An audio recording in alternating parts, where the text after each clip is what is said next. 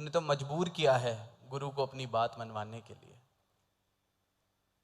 क्योंकि जो तूने अपना हाल कर लिया था, जैसे तूने मुंह लटका लिया था, जैसे तू पिछले 10-15 दिन से जी रहा था, ये तो गुरु नहीं कहा कि ये इसकी बात चलो, चाहे इसको हमारी बात समझ आ रही है कि नहीं, लेकिन इसकी बात मान लें, वरना ये खुद को कितना नुकसान पहुंचाना शुरू कर चुका है।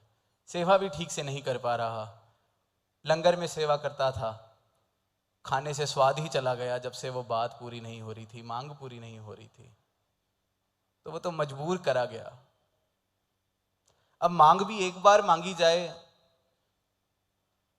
तो भी चलता है, पर हम इंसान वो मांग को भी बार बार जब मांगने लगते हैं तो वो जिद का रूप लेने लगती है। और जिद भी इतनी,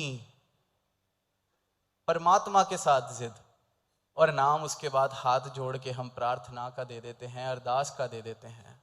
भगवान बुद्ध के जीवन में एक दृष्टांत इस रूप में आता है, दास ने पढ़ा कि उनके कहते हैं कि हजारों भिक्षु जो उनके साथ चलते थे, कुछ नियम सबके लिए बने हुए थे, अनेक अनेक तरहों के जीवन किस तरह जीना है, किस तरह से कंडक्ट करना है खुद को, किस तरह से, जैसे बड़ी आम सी चीज़ हम सुनते हैं कि वो बौद्ध भिक्षु जिनको कहा जाता था कि वो जो मिल जाए वो खा लेते थे, घर घर जाते थे, जो कोई दे दे वही खा लें।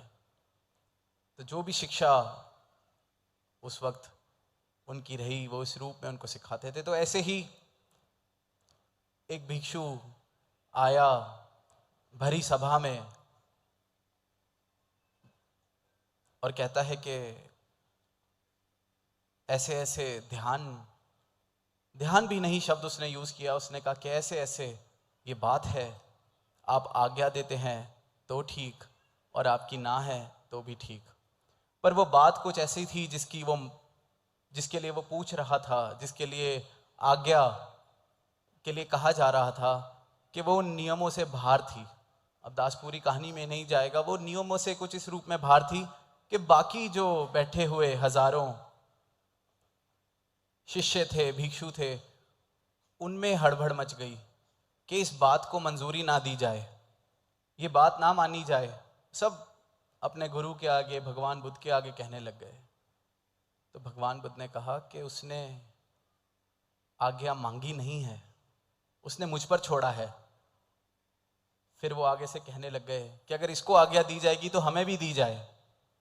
फिर उन्होंने फिर कहा कि मैं इसको आज्ञा ही इसलिए दे रहा हूं क्योंकि इसने आज्ञा नहीं मानी, और आप में मांगी आज्ञा मांगी ही नहीं, उसने मुझ पर छोड़ा है, और आप सब आज्ञा मांग रहे हैं, इसलिए आप में से किसी को आज्ञा नहीं मिलेगी। तो भाव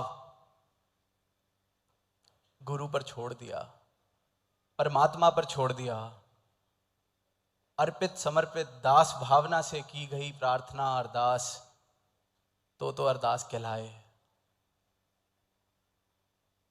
तो ये जो अध्यात्म है, ब्रह्म ज्ञान है, ये जो भक्ति भरा जीवन है, सदगुरु अपने ब्रह्म ज्ञान से हर एक इंसान के लिए आनंद के द्वार खोलता है, आनंद के महासागर में तैरने का अवसर देता है।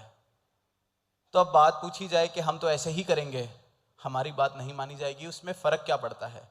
फ़र्क सिर्फ और सिर्फ उस एक इंसान को जिसकी अपनी अवस्था ऐसी है उसको पड़ेगा, क्योंकि सागर तो सबके लिए है, आनंद तो सबके हिस्से दिया है सदगुरु ने।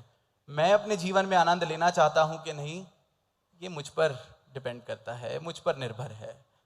इन भावों से मेरा जीवन भर जाएगा, भक्ति वाले भावों से, समर्पण वाले भावों से, तो एक आनंद भरा जीवन सहज में ही मेरे पास आ जाएगा। वरना तो दुनिया में जहाँ नौकरी करते हैं वहाँ भी मांगे मांग रहे हैं, पूरी नहीं होती तो नौकरी बदलते हैं। जायज़ है, जिम्मेवारियाँ निभानी हैं, ये सब करना पड़ता है, पर ये मार्ग भक्ति वाला, सेवा वाला, यहाँ पर भी वो दुनिया वाली मांगें, दुनिया वाले नियम अगर ले आएंगे तो जो रास्ता था जहाँ से मोक्ष प्राप्त होना था, मुक्ति प्राप्त होनी थी, आनंद प्राप्त होना था, उस रास्ते पे भी हम ही पत्थर बन के खुद बैठ गए हैं अपने।